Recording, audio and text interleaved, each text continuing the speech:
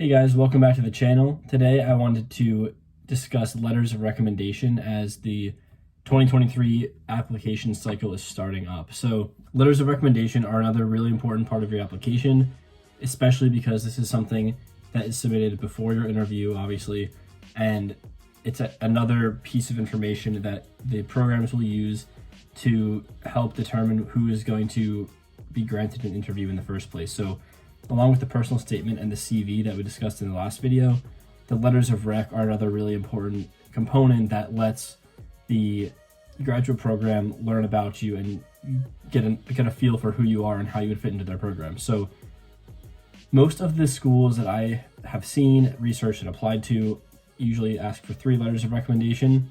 Sometimes there's an option to add more. It's usually not required to add more than 3. This all varies from program to program, and so just double check on the program site before you apply, and it would absolutely indicate how many you need. So for reference, I'm pulling up the letter of recommendation requests that I sent to my professors and my recommenders, and it looks like I sent these initial requests on August 11th last year.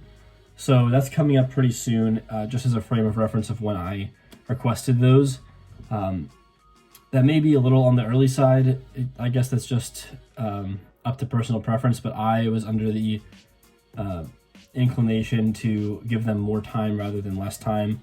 And since I knew who I wanted to ask well ahead of time, I figured giving them an advance notice would facilitate them actually, completing a letter for me, because they would have extra time, they could think it over, and they could really provide a valuable letter. So within the next month or so might be a good time to start asking, but I'm just going to go over a brief outline of kind of what I did to ask people for a recommendation.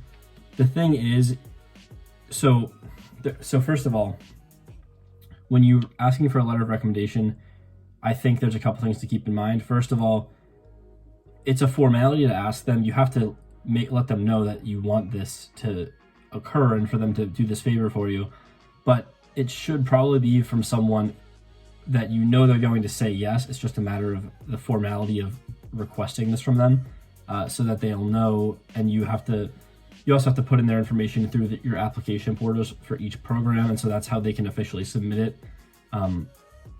So point being, this is someone who you should know well enough that they will be happy to write this for you, and it's a matter of just formally and officially getting this certification from them, so to speak. So that's the first step. In terms of developing those relationships that you would would be comfortable writing a letter for you, this is something you should be thinking about through all of your college experience.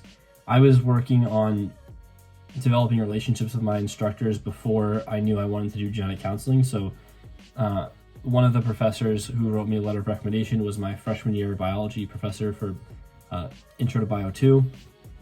And so she just played a big part in my college experience, and specifically with a class that was one of the first classes I took in all of college, and just really had a special place with me and with my experiences. I also was able to be a teaching assistant for her, so through that and through some other visiting with office hours and just catching up with her on private terms, I knew that there's more of a relationship and rapport built with her, that she would have substantiating things to say about me, which is another point that is important for a letter of rec. You don't want to ask someone that, sometimes the professor or the individual will be happy to write a letter for you, but they really won't have much to say that is not generic.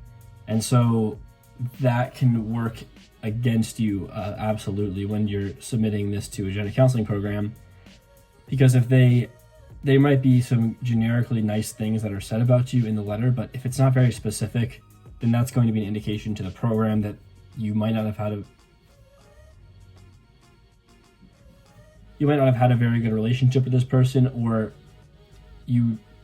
it would also reflect on your judgment and your own rationale that you thought someone was a good reference, and then they ended up writing something very generic. This would tell the program that you might not have the the most mature discretion in these kind of situations, if that makes sense. So that can convey something pretty poor to the genetic counseling program if you don't take that into account. So that's why I mentioned that. But in terms of who you actually do request, aside from people that you know will write a good letter, as I just mentioned, with substantial detail and interaction and experience, you want to make sure that you ask people from a couple different realms of your life if possible. So you want people that maybe are a professor, they have an academic perspective on you, people that supervised you in an employment opportunity or in a leadership experience. So if you have recommenders from different aspects in different areas of your life, they can get a better three-dimensional view of who you are as a person when the recommenders are reading these, because you won't have just 3 academic references or 3 professional references. The way I did it was one professor who I had for the intro bio class, and then I also TA'd for her and had some other conversations and interactions with her over the years. So that was strictly an academic kind of situation. And I also had my fraternity advisor from when I served on the executive board with that position. That was more of a leadership dimension to my application that I wanted to convey. So asking him to write me a letter conveyed that other aspect outside of academics and showed some of my extracurricular leadership and responsibility kind of dimensions. And then I also asked another professor who taught me organic chemistry, and then I maintained a great friendship with him outside of that class after I completed the class, and just continued to be a good mentor for me over the years. So 2 of those were academic, one of them was more of a professional / extracurricular, and so that seemed to provide a good well-roundedness to everything. So I would definitely recommend not having 3 of the same. I have 2 that are academic, but if I could have had one that was a more relevant professional experience, these just were the best people for me to ask based on my relationships with them, but use your own discretion and you should be fine.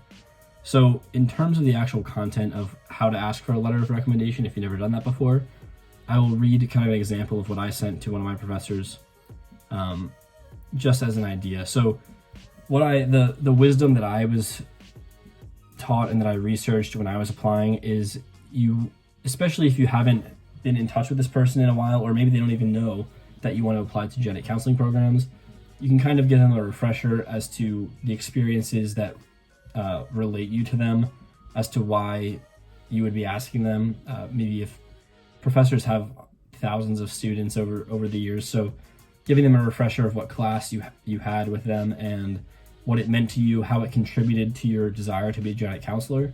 That's something that I heard that was significant, because even if this isn't necessary to convince them or inspire them to write something for you, it will at least provide some good substance for the actual content of the letter, as they can relate their own class and connection to you to genetic counseling.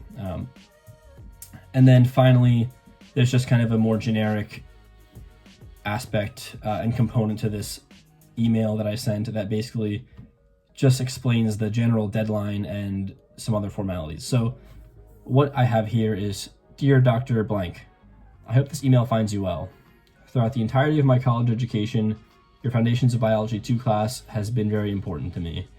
Your instruction and mentorship were enormously valuable to me in this course, especially as I was transitioning to this new environment and lifestyle. I'm so grateful for the support you offered me through various academic endeavors and for the opportunity to be a UTA, which helped me foster my love for teaching.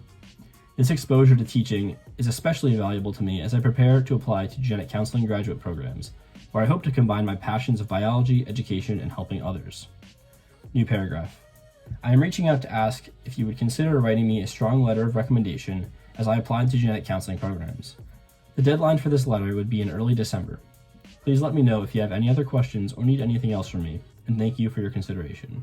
So that's just the gist of what I wrote. It doesn't have to be too complex. You don't have to overthink it. Just basically letting them know how their connection and their influence on you has contributed to genetic counseling. If it has, it's okay if it hasn't. I mean, if they supervised you working at a job that has no connection to science or genetic counseling, that's all right. You can just say how, what you still got out of the job and how that's contributed to you over the years. So just giving some substance in there to really remind them the connection you guys had will be really helpful, just to make it a stronger request. And this is another wisdom that I learned from someone along the line of my experience applying. In that second paragraph, it's read as, "I am reaching out to ask if you would consider writing me a strong letter of recommendation as I apply to genetic counseling programs." So I would have assumed it's implied that if you are asking for a letter of recommendation, that they would want to write a good one. But I guess it's wise to add that adjective and request a strong letter of recommendation, because then ideally this contact would be honest with you, and if they don't feel comfortable writing you a strong letter of recommendation, then they could get back to you with that information and not contribute to possibly a poor admissions experience by writing you a very generic letter, as I mentioned in the beginning of the video. So if you add that you're asking for a strong letter of recommendation, that may give them the opportunity to very politely tell you that they'd be happy to write you a letter, but it may not be that strong or as strong as you would like. So that kind of gives them an opportunity to be honest with you. That is pretty much the only thing about this video. So I just wanted to put it out there because, as I said, looks like I sent these out in about the second week of August. There's not really a right or wrong time, but of course, the earlier you could ask, the more helpful it would be to the recommender. I had certain individuals wait very close to the time that they were due, and that's completely at their discretion, because they have a lot going on, they have classes to teach, and they have other letters to write for other people. So completely understandable, but the earlier you start, the more comfortable you'll be, and you can avoid some stress perhaps. So that's all for this video. Just wanted to put that out there as the application cycle is opening up. And if there are any other questions or anything I'm forgetting that might be helpful as the applications are starting up again for the next cycle, you can leave that in the comments. I'd be happy to cover some other topics, but like I said, I will keep making some more videos as more relevant kind of milestones and checkpoints come for the application cycle. So I hope this was helpful, and I will see you in the next video.